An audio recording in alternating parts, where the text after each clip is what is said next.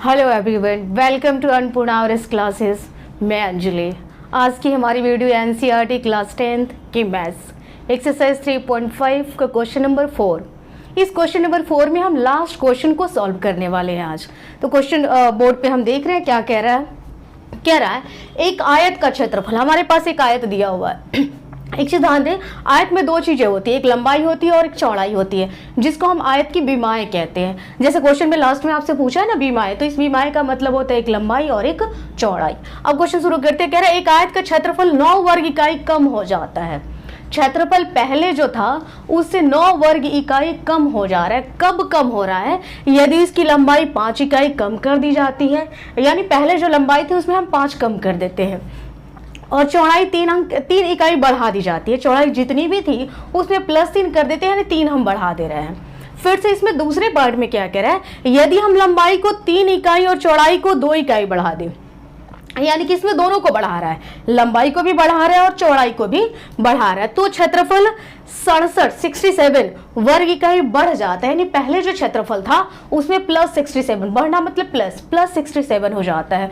तो आयत की बीमाएं ज्ञात करें, यानी हमें आयत की लंबाई निकालनी है और आयत की चौड़ाई निकालनी है। ये दोनों चीजें हमें नहीं पता है, तो इसमें हम क्या करेंगे, एक को x मान लेंगे और एक को y मान लेंगे। दोनों में से हमें कुछ नहीं पता है, तो लंबाई मान लेते हैं x और चौड़ाई मान लेते हैं y।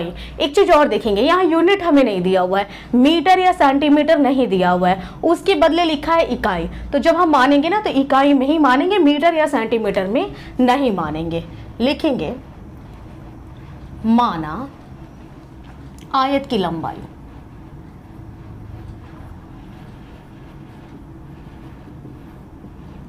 x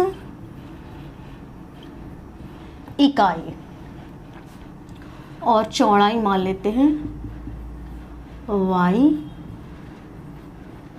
इकाई। लंबाई और चौड़ाई हमने ले लिया, तो जब लंबाई और चौड़ाई पता है तब हम इसका क्षेत्रफल निकाल देते हैं। आयत का क्षेत्रफल, तो आयत के क्षेत्रफल का फॉर्मूला होता है लंबाई इंटू चौड़ाई।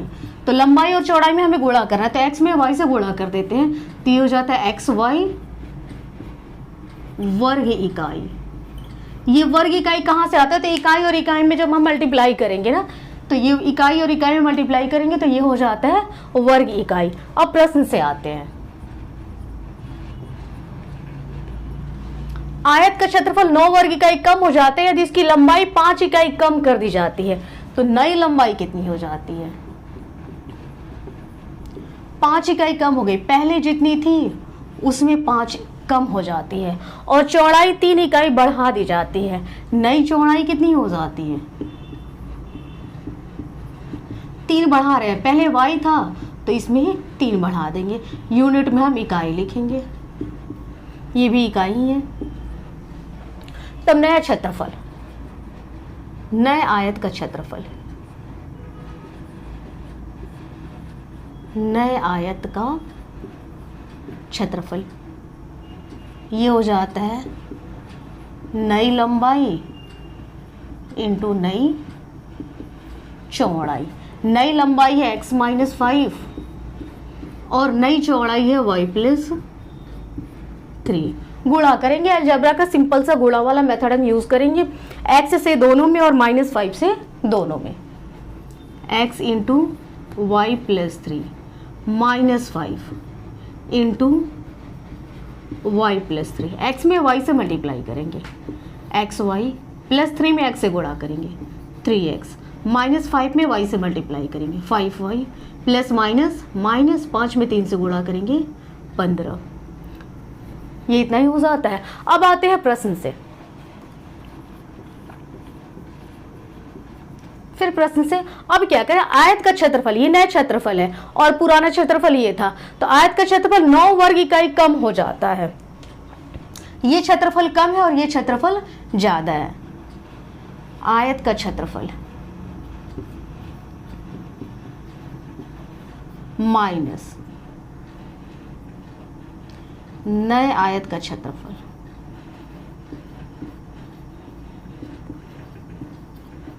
कितना कम हो रहा है? इसका क्षेत्रफल 9 वर्ग इकाई कम हो जा रहा है, ये कम है। इससे ना ये 9 कम है, तो इसमें से इसको माइनस करेंगे तो आ जाएगा 9। आयत का क्षेत्रफल कितना था, एक्स वाई, माइनस नए आयत का क्षेत्रफल कितना है 3x, सॉरी नए आयत का क्षेत्रफल है x y plus 3x minus 5y minus 15 equal to 9। अब इस माइनस से इसके ब्रैकेट में जितने भी डिजिट है सब में हमें क्या करना होगा, गुणा करना होगा। तो देख रहे हैं एक्स वाई माइनस, यहाँ प्लस का साइन है, प्लस माइनस माइनस। यह एक तरीके से और देखते हैं, जब ब्रैकेट के आगे माइनस रहता है तो ब्रैकेट के अंदर जितने भी डिजिट होते हैं ना सबका साइन चेंज हो जाता है। जैसे यहाँ प्लस है तो माइनस, माइनस है तो प्लस, तो ये प्लस 3x है तो ये हो जाता है माइनस 3x, माइनस 5y है तो ये हो जाएगा प्लस 5y, माइनस 15 है ये हो जाता है plus 15 equal to 9। X y से एक्स वाई कैंसिल हो जाता है, minus 3x plus 5y equal to 9, plus 15 उधर जाएगा minus 15, minus 3x plus 5y, 9 से 15 माइनस करेंगे माइनस 6। इक्वेशन फर्स्ट, इसकी हमें बाद में जरूरत पड़ेगी। अब आते हैं सेकंड पार्ट पे।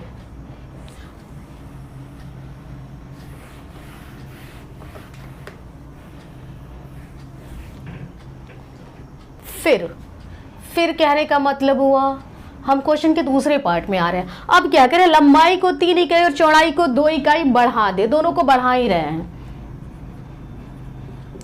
नई लंबाई, पहले लंबाई थी x, अब इसमें 3 बढ़ा रहे हैं तो x प्लस 3 इकाई, और नई चौड़ाई हो जाती है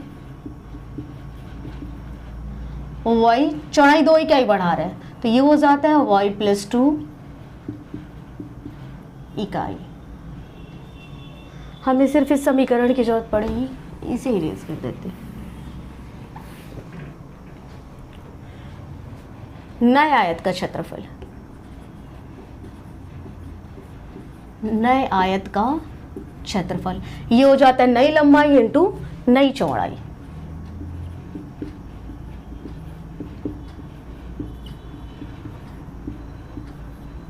नई लंबाई है x प्लस 3 और नई चौड़ाई है y प्लस 2। अब इन दोनों को हमें गुणा कर देना है, वही अलजेब्रा वाला मेथड है, x से दोनों में फिर प्लस 3 से दोनों में, x into y plus 2 plus 3 into y plus 2। x में y से हमने गुणा किया एक्स वाई, 2 में x से गुणा किया 2x, 3 में y से गुणा किया 3y, प्लस 3 में 2 से गुणा किया 6। ये ऐसे ही रह जाता है। अब आते हैं प्रश्न से। अब क्या कह रहा है, अगर ऐसा हम कर रहे हैं लंबाई में भी 3 बढ़ा रहे हैं और चौड़ाई भी 2 बढ़ा रहे हैं तो क्षेत्रफल 67 वर्ग इकाई बढ़ जाता है ना। यानी ये क्षेत्रफल ज्यादा है और जो पहले वाला क्षेत्रफल था ना वो कम था। तो ये हो जाएगा नए आयत का क्षेत्रफल माइनस आयत का क्षेत्रफल इक्वल टू 67। फिर से एक बार इसे समझेंगे। ये क्षेत्रफल जो था ना, क्योंकि हमने लंबाई और चौड़ाई दोनों को बढ़ा दिया है तो क्षेत्रफल भी हमारा क्या हो जा रहा है, बढ़ जा रहा है। तो ये क्षेत्रफल बढ़ गया और पहले वाला क्षेत्रफल जो कम था, तो ये ज्यादा है और ये कम है, तो ज्यादा में से कम को हम माइनस करेंगे तो कितना आ जाता है, 67 आ जाता है। अब नए आयत का क्षेत्रफल हम रखते हैं, ये है x y plus 2x plus 3y plus 6 minus आयत का क्षेत्रफल, इस आयत का क्षेत्रफल था एक्स वाई इक्वल टू 67। यहाँ देखते हैं, इससे ये कैंसिल हो जाता है, हमारा इक्वेशन बन जाता है। यहाँ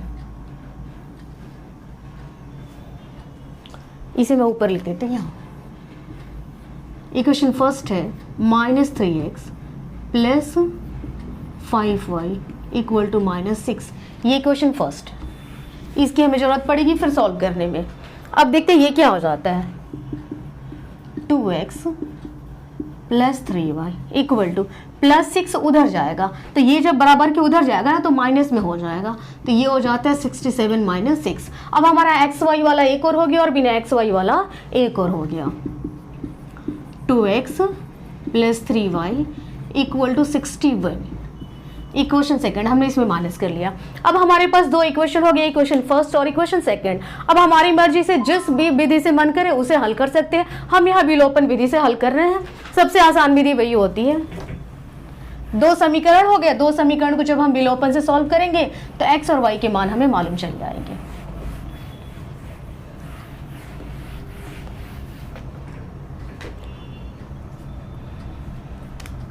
यहां लिखते हैं समीकरण फर्स्ट और सेकंड से। समीकरण फर्स्ट है -3x plus 5y equal to -6। Second है 2x plus 3y equal to 61। अब हमारी मर्जी, इसे जिस भी विधि से मन करे सॉल्व करें। हमने यहाँ लिया विलोपन विधि, तो विलोपन विधि में हम यहाँ क्या कर रहे हैं ना, x के मान को बराबर कर रहे हैं, इसलिए कि एक प्लस में और एक माइनस में तो हमें साइन भी चेंज करने की जरूरत नहीं पड़ेगी। तो दूसरे समीकरण में यहाँ x के आगे 2 है, तो इस 2 से हम ऊपर वाले में गुणा कर देंगे, और यहाँ 3 है तो इस 3 से नीचे वाले में गुणा करेंगे। अब इस 2 से सब में गुणा करेंगे, तो -3 में 2 से हमने गुणा किया 6x, प्लस 5 में 2 से गुणा किया 10y, -6 में 2 से गुणा किया 12, 3 में 2 से गुणा किया 6x, 3 में 3 से गुणा किया 9y, 61 में 3 से गुणा करेंगे 3, 6 3 18। जैसा कि मैंने पहले भी बताया, साइन चेंज करने की जरूरत नहीं है, एक प्लस में और एक माइनस में है तो ये कैंसिल हो जाता है। अब यहाँ y में देखते हैं, y के आगे 10 है और यहाँ y के आगे 9 है, तो 10 में 9 हमें जोड़ना है क्योंकि दोनों के आगे प्लस का साइन है, तो 10 में 9 जोड़ेंगे तो ये हो जाता है 19y। अब यहाँ देखते हैं 183 के आगे प्लस है और 12 के आगे माइनस है, तो हम प्लस वाले में से माइनस वाले को घटा देंगे। 3 से 2 जाता है 1, 8 से 1 जाता है 7, 1 का 1, 171/90। 19 से ये कट जाता है 9 बार में, तो y की वैल्यू आ जाती है 9। अब जब y की वैल्यू आ गई तो इसे हम किसी भी समीकरण में रख देते हैं, या तो फर्स्ट में रखते हैं या तो सेकंड में रखते हैं, तो हमारा x का भी वैल्यू आ जाएगा, यानी हमें लंबाई भी पता चल जाएगी। अभी हमें केवल चौड़ाई पता है, y जो था ना वो चौड़ाई थी। अब यह हम लिखेंगे और y का मान समीकरण फर्स्ट में रखते हैं, y का मान समीकरण फर्स्ट में रखने पर, समीकरण फर्स्ट है -3x plus 5y equal to -6। यह वैल्यू डालेंगे, -3x प्लस 5 और y के बीच कोई साइन नहीं गुणा है, y की जगह हमें लिखना है 9 इक्वल टू -6। -3x 9 में 5 से गुणा करेंगे 45 equal to -6, -3x equal to -6 plus 45, plus 45 से बराबर के उधर जाएगा, ये हो जाता है -45।